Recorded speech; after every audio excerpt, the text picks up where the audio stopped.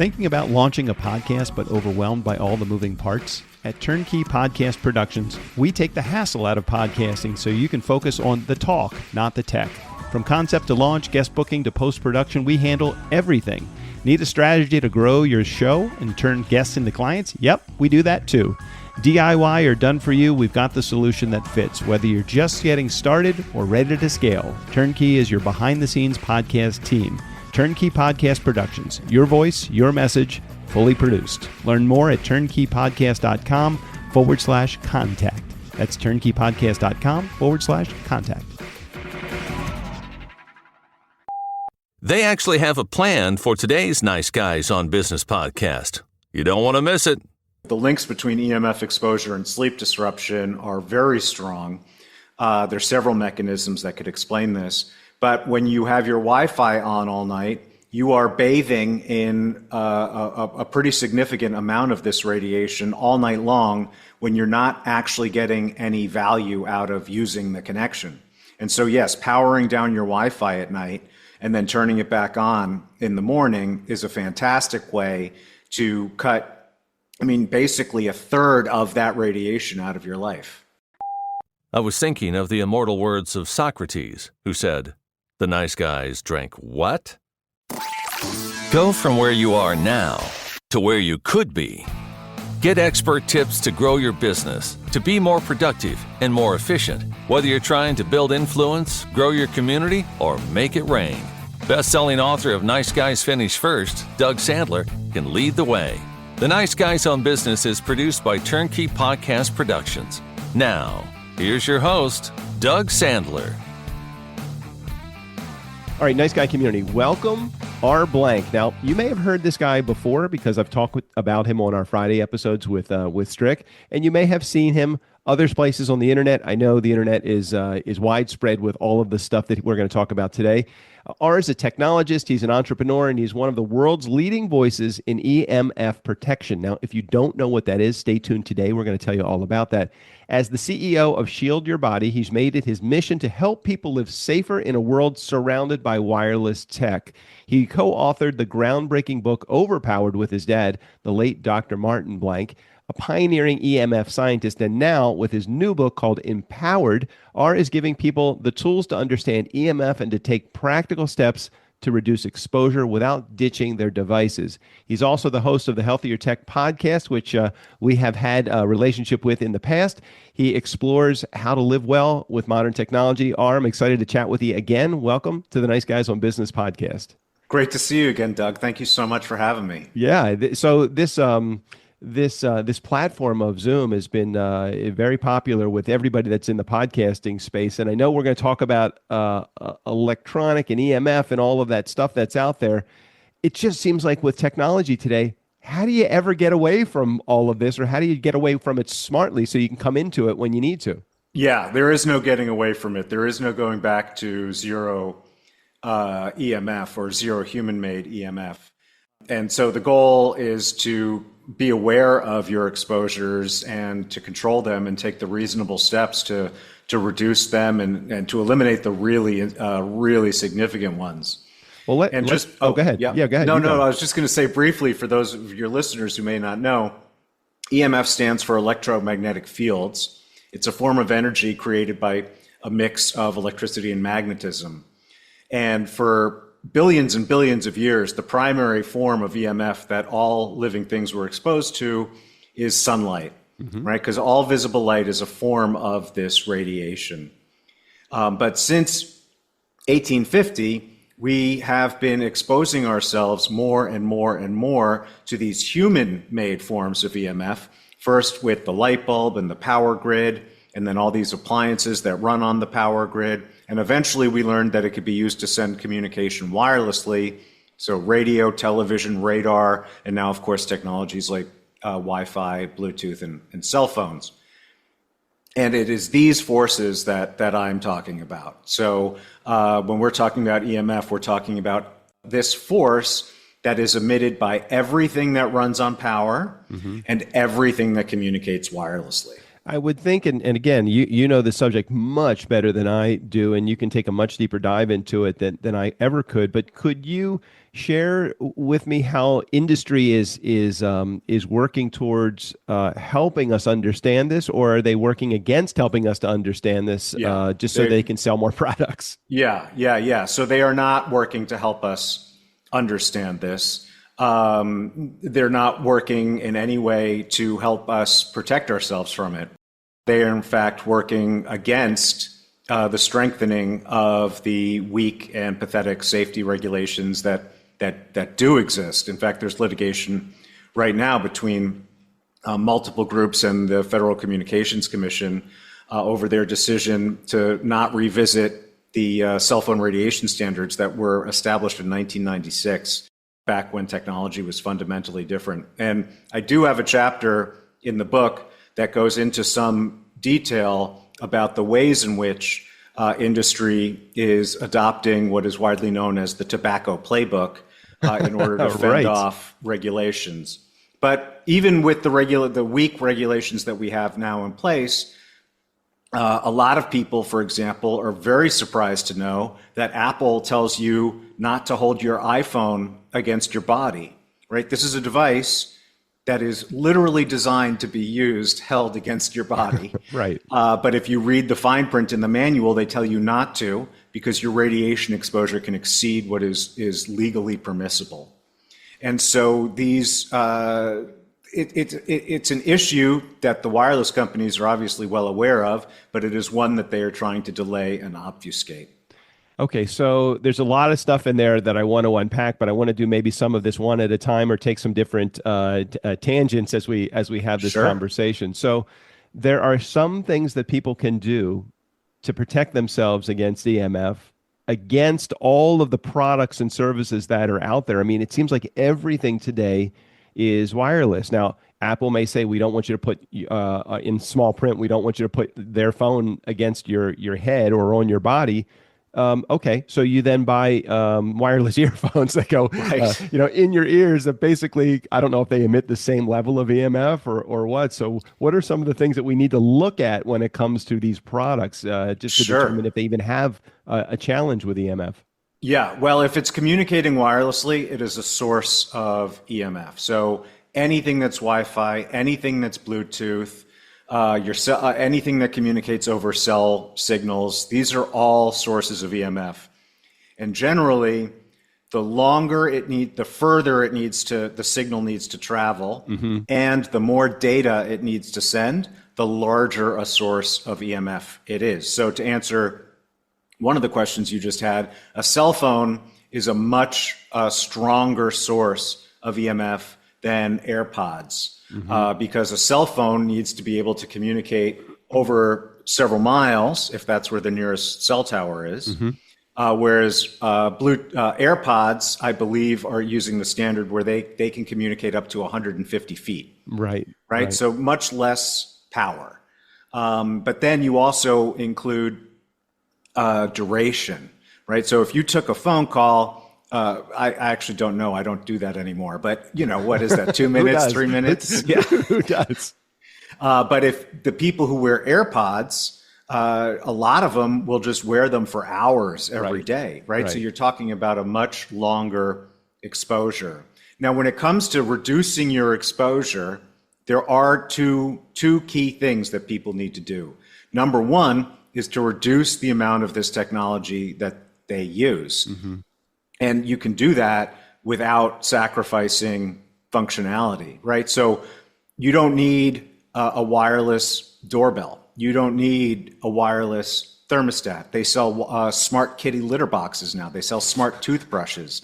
They literally sell smart tampons, right? So these are all things where you could probably use, for lack of a better term, the dumb version, and not sacrifice any of your enjoyment of the technology without even touching your cell phone. So using less of this tech, not buying smart devices unless you really need to, or unless there's real economic value in it for you. The second, though, it's less intuitive than that. And that is to keep the tech as far away from you as possible when you're using it. And the reason is because the power of EMF radiation diminishes exponentially with distance. And so what that means is if your cell phone is an inch away from your head and you move it to be 2 inches away from your head, you've cut the power of your exposure by 75%. Wow. And then if you move it to 4 inches away, it's another 75%. Conversely, when it's right up against your head, you are getting the maximum possible dose that this thing has to give. And that's why distance is really key, and why I don't say you shouldn't use a cell phone. I say you shouldn't hold it up to your head. It's why I don't say you shouldn't use a laptop. I say don't use it in your lap, right? Because all of these, the distance is really critical when it comes to this type of technology. More fuel to the fire why my 92-year-old mom is doing the smart thing by holding her phone in front of her and using the speakerphone as opposed to putting it to her ear. Yeah, speakerphone or wired headsets. Right, yeah, exactly. Now, I've had an opportunity to sit in on a number of interviews as your producer of your podcast when Turnkey was producing your show, and I remember one of the I can't remember the guest that you had sitting in the guest seat as you were interviewing him, but you talked about the prevalence of these Wi-Fi mesh networks that are running through people's houses, and why are you keeping that on when you are sleeping? There's just a simple ability to turn it off at night and then refire it up in the morning if you really need to have that running through your house. So that's just a simple thing that people could do that they're not even realizing they're getting EMF exposure for just having a Wi-Fi network in their house. Is that right? That's exactly right. And so this type of radiation, we haven't talked about the health effects, and we don't need to. I can just summarize it by saying there are a lot of them established by literally thousands of peer-reviewed studies. But among those is sleep disruption. So the links between EMF exposure and sleep disruption are very strong. There's several mechanisms that could explain this. But when you have your Wi-Fi on all night, you are bathing in a pretty significant amount of this radiation all night long when you're not actually getting any value out of using the connection. And so, yes, powering down your Wi-Fi at night and then turning it back on in the morning is a fantastic way to cut, basically a third of that radiation out of your life. So there's other products that people are using, and we don't have to go one by one in products, but these are, I'm just thinking of the obvious things to me that may not be obvious to people. One of them is, hey, if you have solar on your home and you have a battery backup that's holding the charge, it may be to your benefit if the power goes out, but you have this huge emitter of EMF, I'm assuming, in this battery. So talk about that for a second. Yeah, so that is the real EMF pollution out of those types of systems, as well as hybrid cars, is something called dirty electricity. And that is when the quality of the electrical signal is polluted. If you look at it on an oscilloscope, it goes from looking like a nice clean sine wave to a really choppy, jumpy sine wave. That's what we call dirty electricity. And anything that has an inverter creates this, and it then runs through the wiring in your home and exposing your entire home to this.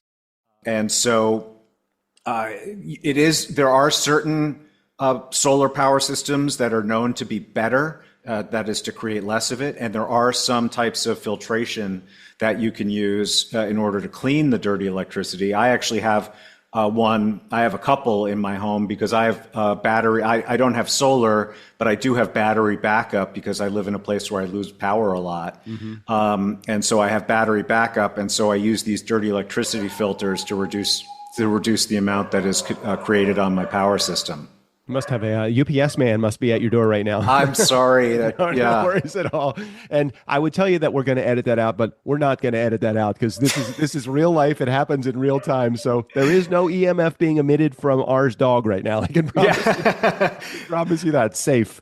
But also just to take this as an opportunity to quickly talk about the book, that is an example, right? So what makes this book different than all the other books on EMF, including, as you mentioned, Overpowered, that I wrote with my father. This book is about, it's a consumer guide. It's designed to teach consumers smarter ways to use this technology. So there's several chapters on the the behavioral changes that you should focus on first, like turning off your Wi-Fi at night, like you brought up, and not carrying your phone in your pocket. And the second dog has just started joining in the chorus. Hey, you can do it anything. I mean, certainly we can pause for a second if you want to take care of your dogs, or if they're good just doing what they do. I'm cool with that as well. Yeah, I'm pretty sure the landscapers are No worries. They're my alarm system. So no, we can keep going. Let's everyone know that I'm human. Yep. No, and we all are the same way. So that's good. So keep going. You were talking so about. Then, then the other, so those are the behavioral changes, but then I also have several chapters on actual protection products, because this is a real problem in my industry, right? If you Google EMF, they are starting to use power tools.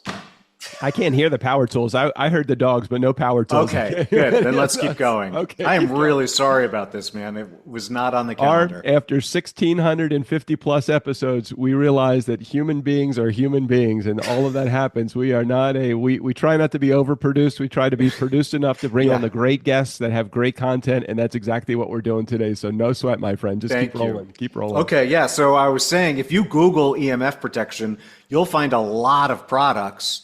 But a lot of those products will do absolutely nothing, right? There's pendants, there's charms, there's neutralizers and harmonizers, things with absolutely no scientific backing, because this is a completely unregulated industry. A lot of these vendors are operating entirely based on fear and relying on the fact that the consumer doesn't know anything about this except to be afraid. And so my book talks about the types of EMF protection that actually work, that are based in science, and that whose impact and efficacy you can actually measure. So if you wanted to know about how to protect against the EMF created by solar power systems, you'd go to that chapter. If you wanted to know more about how to protect against EMF from your cell phone, you'd go to that chapter, and you'd see pages and pages and pages explaining what the various products are for that set of use cases. And I want to underscore for your listeners, I don't only talk about my own products. I talk about products from many different brands. You know, what's interesting is, as many products that are out there, there are probably that many scammers that are out there just creating an environment that is based upon fear, like you said. So aside from, or in addition to reading your book and looking at those chapters that talk about the consumer stuff, how can people tell the difference between like real EMF protection products and the scams that are flooding the market? Or is there, like you said, they're not being regulated, so it's really hard. So how do you do that? Yeah, well, so there is a whole chapter on that as well. Okay. Because it's important to me. It's important to me. So for your listeners, I'll just say I got into this. I used to be a software engineer, and I got into this through the work of my father, Dr. Martin Blank, who is one of the in the intro you mentioned, one of the world's leading researchers into the health effects of electromagnetic radiation. And in 2012, he needed help writing his book, which became known as Overpowered. And that's how I got into this. That's where I learned all of this in detail. That's where I realized what was happening. I realized there was a real market need for people to be able to use technology more safely. And so that's where the idea for Shield Your Body came from. And while Shield Your Body, my father was never involved in Shield Your Body, because of my name, everything I do implicitly carries on his legacy. And it is very important to me that this industry be legitimized, because there are, unfortunately, too many bad actors out there with too much influence getting too much market share. So that's why I spend so much effort in the book helping people not only to know what products work, but also how to evaluate these products on their own. So, but one quick thing I can say is the types of products, the vast majority of the products that I talk about in the book are what are called shielding products. And that means they use this technology called EMF shielding. Mm-hmm. This technology is universally accepted science. It was invented almost 200 years ago by a British scientist named Michael Faraday. And he created the first Faraday cage, which is a term that a lot of people now know. Yeah. And what he showed is if you weave conductive metals into specific patterns, that you can block and deflect radiation in the other direction, working just, much like a window shade blocks sun. Mm-hmm. And so what we do, and other companies that work with shielding technology, we embed this type of shielding into our product. So in the SYB phone pouch, for example, the back of the pouch is lined with radiation shielding and the front isn't. And that allows your phone to continue communicating while still deflecting radiation away from your body. And I would say there are a couple of types of products in the book that aren't shielding. I was mentioning dirty electricity filters as one, but the vast majority are. And if you're looking at a type of product that claims to be EMF protection, but it isn't a shielding product, you need to look really closely to see what it is they're actually claiming it does. Because with a lot of these companies out there, if you actually look under the hood, they're not even making claims, right? They're saying this makes it safe without any more detail, or this bio-neutralizes the forces. And these aren't things, right? And so if you actually, the first step is actually looking at the claim. And if it's a shielding product, then at least they're claiming that it's a type of product that does work and that does have scientific backing. And that's when you start looking for the lab test data, which companies like Shield Your Body and others post on their sites, where you have these things tested in labs and they say how much radiation it blocks. In today's electricity and technology-driven world that we live in, one of the things you talk about is framing EMF like digital nutrition. Can you explain what that means and maybe how people could apply that to their daily lives, this term digital nutrition? Yeah, thank you. That's cake is awesome. Right? I love cake. Right? But there's only a certain amount of it you should eat. I mean, according to some people, it's none, but I'm not those people. Right. You should have balance and moderation. And by the way, this holds true to many aspects of technology, not just the EMF side, but obviously I'm qualified to speak just about the EMF, so I'm not going to talk about brain rot from spending too much time on Facebook. Right. Social media diet. I mean, it's important so that you actually have some mental stimulation that is actually with real life people rather than your online friends. I get that. Exactly. Sure. Okay. And so when it comes to EMF, it really is about getting into these trade-offs where you'd like to pick up your phone and scroll or whatever it is. For me, it's Words with Friends. That's the thing I'm addicted to right now. You've been into that game for a while. I'm doing really well. Yeah. Okay, I got it. Yeah. But you got to realize that can come with the cost of exposure. Now, actually, now that I talked that through, that's not the best example. I'll give you a better example. You like sleeping with your phone. You shouldn't. You're not actually using it when you're asleep. So start keeping it a few feet away. At least, again, better is out of the bedroom, but at least keep it a few feet away. And by doing that, you are engaging in the process of consuming more mindfully to balance out the exposures and to take the edge off of the extreme exposures that are effectively unnecessary for you. Plus the anxiety that is created by having it next to you as you are sleeping and your notifications are still like, why have it next to you if you have your notifications off? So I'm assuming that people that have their phone next to them also have their notifications on, which is like, who wants to be woken up at 3 a.m. from a ding because of a Facebook post or something like that? So if I send somebody a WhatsApp at 3 a.m. and I see 2 checks, I immediately judge them. I'm like, why didn't you turn off your phone? Well, that being said, I may leave my phone on by accident as opposed to putting on airplane mode, but it definitely is out of my room. And JJ was instrumental in making sure. It's like, why do you need your phone in the room? And I used to go to have the excuse, well, my kids if they need to reach me. And then I'm like, well, if my kids need to reach me at 2 in the morning, my time, 5 in the morning, their time, across the country, what am I going to do at 2 in the morning, my time, that I can't do at 5 or 8 in the morning whenever I'm waking up? Yeah. So she really did get me in that habit, which was great. So my phone is never near me. I take it into my office, I plug it on and plug it in. And if I do the right thing, I actually remember to put it on airplane mode.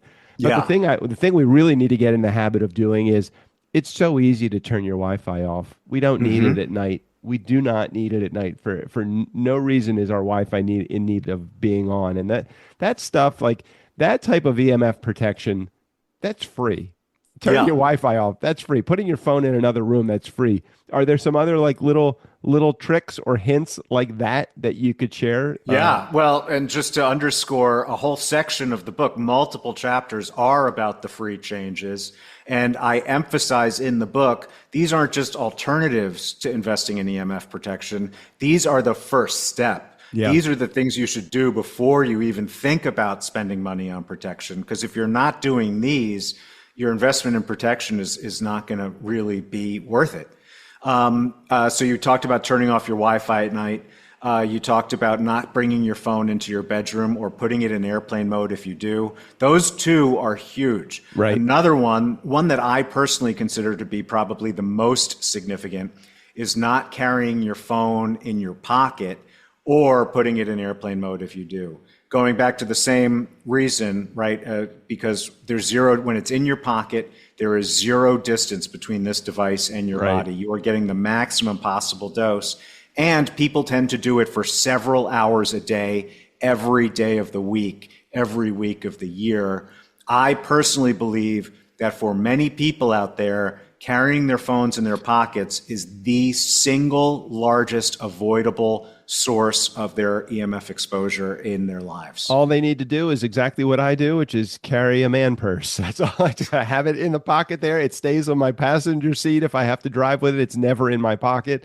I never put it. I hate having shit in my pockets. I don't like having that stuff in my pockets anyway. But you're reminding me, I never sent you. We don't call it a man purse. We call it a fanny pack. Oh, okay. But SYB makes, we make two different styles. Very cool. And I should send you one. So this uses the same technology as the phone pouch, except it's in a much more stylish and convenient package. And so the back is shielded and the front isn't. So you can carry your phone on your body, but expose yourself to much, much, much less radiation from it. Well, you will be happy to know that JJ has been using the little phone pouch since the moment I brought it into the house. It arrived in a nice package from you, and she's been using it, and she totally loves it. I mean, she keeps her phone in that, and she puts her phone in the kitchen. I don't even know if she keeps her phone. I never see her with her phone, so it's probably, I don't think she even uses her smartphone at all, other than just for the internet at night or whatever she's doing on it.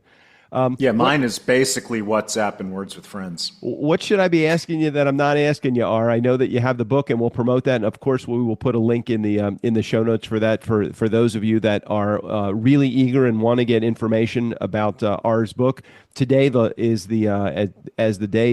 as this is the day that the episode comes out. It's coincidentally also the day that R's book is launching. You can go to shieldyourbody.com/empowered, and I'll make sure I put a link in the show notes so you have access to that. But this first week is critical, so do not delay. If you think that you're interested in seeing more, this first week is really good, not only for you as the consumer to get information about EMF exposure and protection, but it's also the week that the book will be lesser. Dollars for you to buy. So go over to the link right now. Share anything that you want to about that. Yeah, no. So this, for the next 7 days, there's special launch pricing in effect. The Kindle version is only 99 cents for the next 7 days. And the paperback and the hardcover versions, which are also available, are the lowest price that they will ever be as well. And so that's just to help encourage people take the leap and get in there and help us drive up our sales rank. Nice. Well, excellent. Well, you always share great information and great content. Always love talking to you, R, and I appreciate your time and your expertise and everything that you're about. I just like you, so thanks for being on the show. Thank you so much. And for everyone listening, Doug and Turnkey are outstanding. They totally turned our podcast around. They've given me a new outlook on business. And it's basically been critical in forming the version of the company that I now run. Well, this is the Mutual Admiration Society going on solidly right here. Thanks, Art, for being here. Thanks for being on the show. Thank you so much, man. Hey, Nice Guy community, never underestimate the power of nice. Again, special thanks to R. Blank. All of his information, including access to his book, right there in the show notes. Steve O'Brien, go ahead and take us out of here. For the Nice Guys on Business, I'm Steve O'Brien. They have listeners in other countries? I didn't think anyone was listening outside of their house. Except maybe their moms.